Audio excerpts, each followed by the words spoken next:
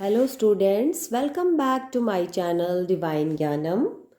आज हम हिंदी भाषा यानी कि हिंदी लैंग्वेज के पार्ट 1 भाषा का अध्ययन करेंगे। We are going to read about the chapter 1 भाषा फ्रॉम हिंदी व्याकरण। ओके स्टूडेंट्स, तो आप जानते हैं भाषा किसे कहते हैं? जिस साधन से हम अपने भावों और विचारों का आदान प्रदान करते हैं उसे भाषा कहते हैं।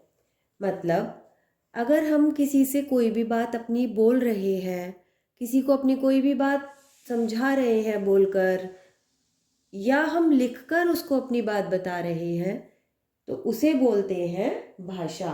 उसे भाषा कहते हैं। जैसे अगर किसी ने कहा मैं दिल्ली जाऊंगी, या कोई भी बात किसी ने बोली, तो वही भाषा का एक उदाहरण है, वही भाषा है। ठीक है। अब भाषा के कितने प्रकार होते हैं? भाषा के 2 प्रकार होते हैं, लिखित भाषा, मौखिक भाषा। तो लिखित भाषा का देखते हैं कि लिखित भाषा को हम किस तरह से समझते हैं। जिसके द्वारा हम अपने विचारों एवं भावों को लिखकर दूसरों तक पहुंचाते हैं, उसे लिखित भाषा कहते हैं। तो कैसे कैसे लिख सकते हैं हम, ये मैं अभी आपको आगे बताऊंगी। या फिर हम किस तरह से अपने भावों को और विचारों को दूसरों तक पहुंचाते हैं, या कोई हम तक कैसे पहुंचाता है, वो हम आगे देखेंगे। पहले हम इनकी परिभाषा समझ लेते हैं। मौखिक भाषा। मौखिक का मतलब होता है कोई भी बात बोलकर। जैसे कि आप ओरल एग्जाम्स देते हैं ना अपने टीचर को, आपके टीचर बोलते हैं आज ओरल एग्जाम है, तो उसे बोलते हैं मौखिक। हिंदी में मौखिक बोलते हैं। तो आप अपने टीचर्स को सुनाकर, या जो भी क्वेश्चंस आपकी टीचर बोलती हैं तो आप बोलकर बताते हैं ना, तो वही होती है मौखिक भाषा। अब उसकी परिभाषा देखते हैं। जिस भाषा के द्वारा हम बोलकर अपने भावों या विचारों को दूसरों तक पहुंचाते हैं, उसे मौखिक भाषा कहते हैं। उसे मौखिक भाषा या मौखिक कहते हैं। ठीक है, वो मौखिक भाषा होती है। और लिखकर आपको समझ में आ गया कि जब आपके रिटन एग्जाम्स होते हैं तब उसे हम लिखित भाषा बोलते हैं हिंदी में। ठीक है। अब एक हम मेन पॉइंट है वो देख लेते हैं। विशेष जिसको मैंने लिखा है, कभी कभी संकेतों के द्वारा भी मन की बात समझाते हैं, उसे सांकेतिक भाषा कहते हैं। तो जैसे कि कोई इशारों में बात करता है, या फिर आपने ट्रैफिक पुलिस को देखा होगा ना, वो रोड पर ट्रैफिक को इधर से उधर जाने के लिए रोकता है, बोलता है। कभी तो देखा होगा। अभी तो लाइट्स होती हैं तो हम लाइट्स के अकॉर्डिंग रुकते हैं, चलते हैं। लेकिन पहले ट्रैफिक पुलिस भी होती थी, और अभी भी बहुत जगहों पर ट्रैफिक पुलिस खड़ी रहती है, और वो इशारों से लोगों को इधर से उधर भेजते हैं, तो उसे बोलते हैं सांकेतिक भाषा।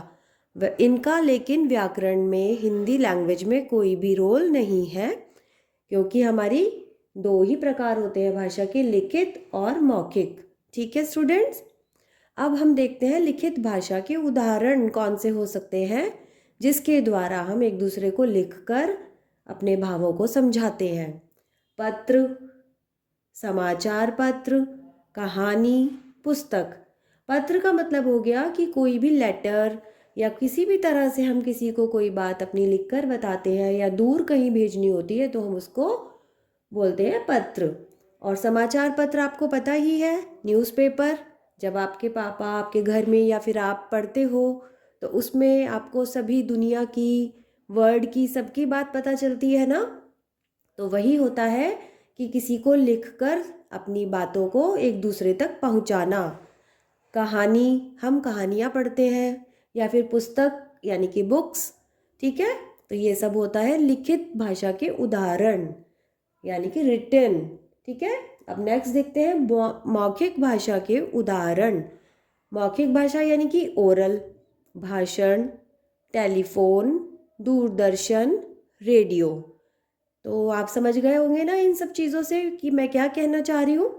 भाषण का मतलब होता है कि कोई भी व्यक्ति, जब आपको कोई आप टीवी में सुनते हैं नरेंद्र मोदी जी का भाषण, या फिर आपने देखा होगा कि आपके स्कूल में कॉम्पिटिशन्स होते हैं, तब कोई बच्चा कोई पोयम सुनाता है, कोई किसी भी टॉपिक पर स्पीच देता है, तो उसे बोलते हैं ना भाषण। या आपके टीचर्स, कभी आपके फंक्शंस में प्रिंसिपल, तो वो सब लोग जो बोलकर बताते हैं उसे बोलते हैं मौखिक भाषा का उदाहरण, भाषण। टेलीफोन, मोबाइल पर जब हम किसी से भी बात करते हैं, या फिर टीवी में हम न्यूज़ देखते हैं, या कोई भी जानकारी हमें मिलती है, रेडियो पर हम सॉन्ग सुनते हैं, या फिर वहाँ पर बीच बीच में भी हमें बहुत सारी न्यूज़ भी आती है, तो वही सब हमारे मौखिक भाषा के उदाहरण हैं।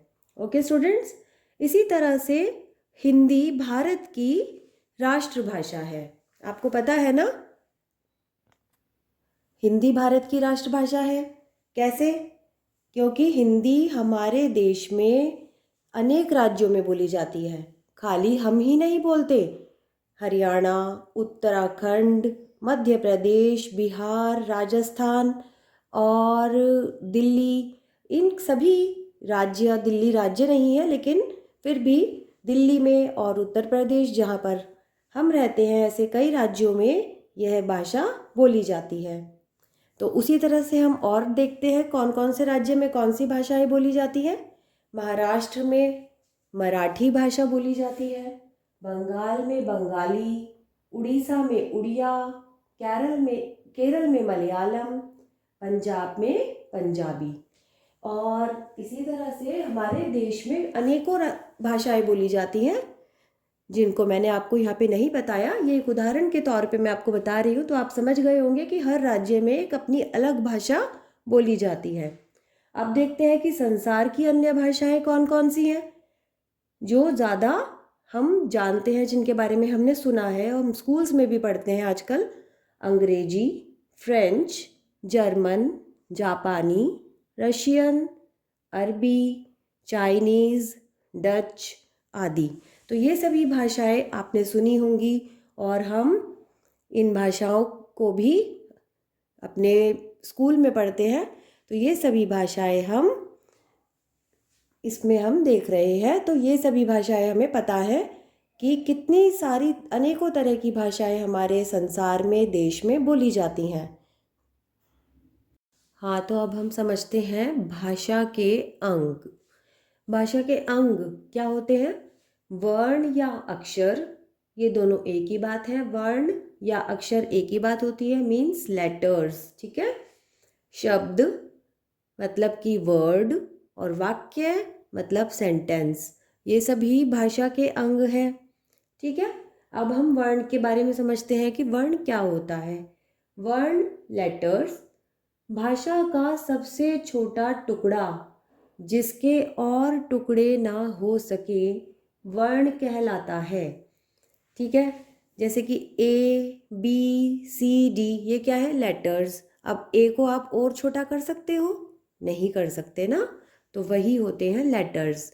ये सब भाषा के अंग हैं।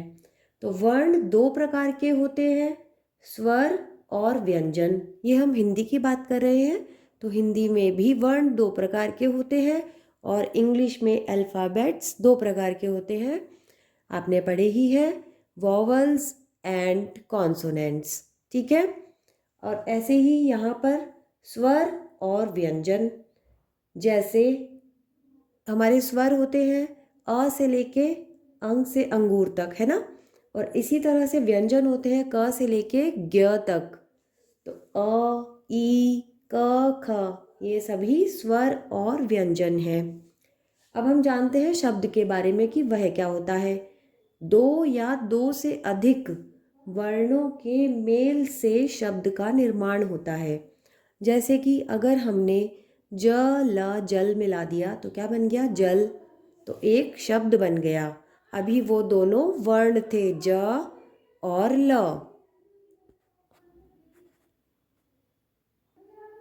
इसी तरह से अब हम देखते हैं कि आ, म, आम, तो वह भी एक शब्द बन गया, ठीक है। अब यहाँ पे हमने बनाया है क जमा म जमा ल, यानी कि कमल। तो एक शब्द बन गया है इन तीनों वर्णों से, ठीक है स्टूडेंट्स। अब हम देखते हैं वाक्य क्या होता है। वाक्य सार्थक शब्दों को मिलाकर व्यक्त किए जाने वाला विचार वाक्य कहलाता है। जैसे कि अभी हमने वर्ण देखे और उनसे शब्द बना। अब शब्दों को जोड़ जोड़ कर जब एक सेंटेंस बनता है उसे बोलते हैं वाक्य। तो एक उदाहरण देखते हैं कि जैसे क्या वाक्य होते हैं। नीता खाना खाती है। इसी तरह से बहुत सारे वाक्य हम बना सकते हैं। मैं बाजार जाता हूँ, जैसे कि आपके टीचर्स आपको बोलते हैं कि आसमान पर वाक्य बनाओ, तो आप बोलते हो आसमान नीला है ना। तो वही सब वाक्य होते हैं।